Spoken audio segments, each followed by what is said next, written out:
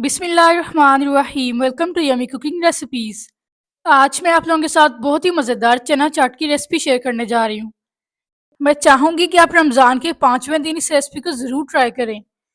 बहुत ही आसानी से आप बहुत ही परफेक्ट ये चना चाट की रेसिपी तैयार कर सकेंगे। तो शुरू करने से पहले मैं आप सबसे रिक्वेस्ट करूँगी कि मेरे चैनल को ज़रूर सब्सक्राइब करें, ताकि रमज़ान के लिए जितनी भी रेसिपीज़ बनाऊँ आप लोगों के पास पहुँचती रहें। तो चलिए इस रेसिपी को बनाना शुरू करते हैं। इस रेसिपी को बनाने के लिए 4 से 5 घंटे मैंने पहले चने भिगो दिए थे और चने मैंने 1 किलो लिए हैं। अब इसका पानी निकाल के प्रेशर कुकर में मैं डाल रही हूँ। अब इसके अंदर मैं 2 गिलास पानी डाल रही हूँ। पानी बहुत ज़्यादा नहीं डालना, पानी सिर्फ इतना डालना कि चने अच्छी तरह डिप हो जाएं। 1 टेबलस्पून इसके अंदर मैं साल्ट डाल दूंगी।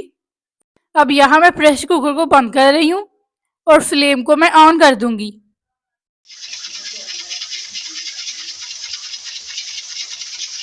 अब यहाँ चने रखे हुए तकरीबन मुझे 15 मिनट गुजर चुके हैं, तो अब मैं चेक करने लगी हूँ।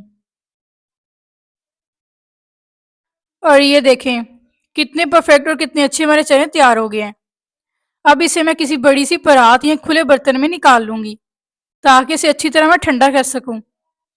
अब हमें इतने ज़्यादा चनों की चाट तो नहीं बनानी, इसीलिए हम स्टोर कर रहे हैं ताकि बाद में भी हम चाट बना सकें।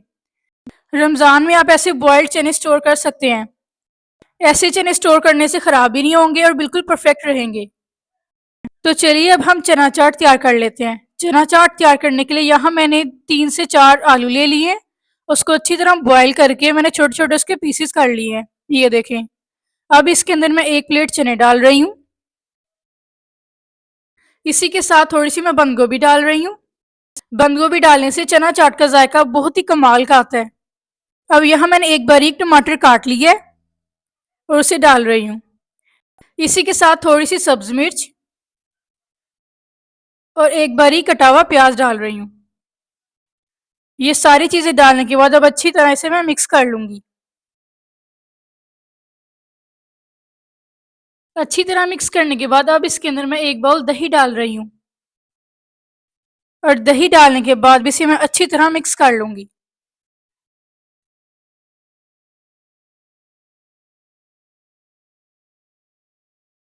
अब इसके अंदर 1½ टीस्पून मैं सूखी मिर्च डाल रही हूँ। 2 टीस्पून इसके अंदर मैं साल्ट डाल दूँगी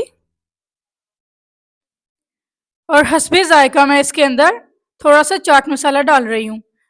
आप ये सारी चीज़ें अपने टेस्ट के लिहाज से कम ज़्यादा डाल सकते हैं।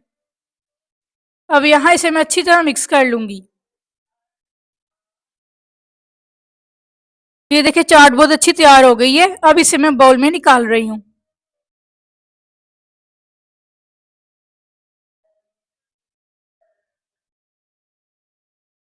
अब इसके अंदर मैं थोड़ी सी इमली की चटनी डाल रही हूँ। अगर आप इमली की चटनी की रेसिपी देखना चाहते हैं तो मैंने डिस्क्रिप्शन में लिंक दे दिया, वहां से देख सकते हैं।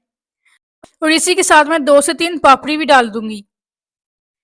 पापड़ी डालने से चाट का जायका बहुत ही मज़ेदार और बहुत ही कमाल का आता है।